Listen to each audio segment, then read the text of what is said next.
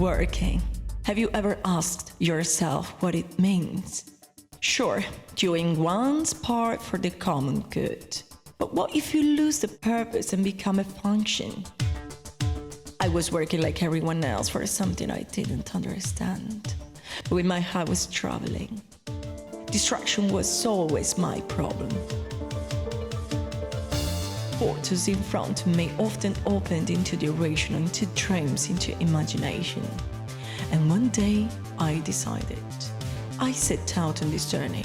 I took a leap into hyperspace. And I landed in a new world, a world dominated by technology where there was no human trace. The land of the future, where machines had taken over, or an alternative Earth, where machines had developed independently without human control. And then contact began with a glowing machine that seemed like it wanted to communicate with me. At first, it was a slow process because I wanted to study it. But then telepathy developed between us.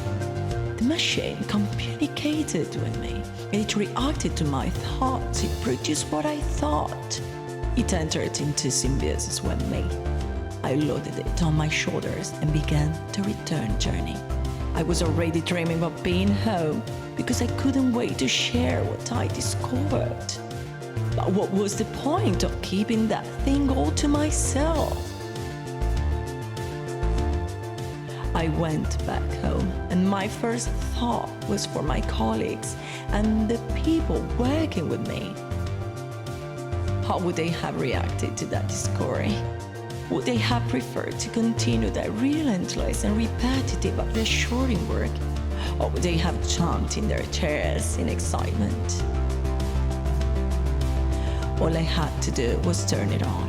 And the first one, then two, then all of them left their work and got close to it.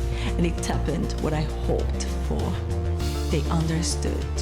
Each of them understood how to use this machine to accomplish what they had in mind. An evolved means of production in their hands. I'm happy. I understood I had carved out a mission for myself.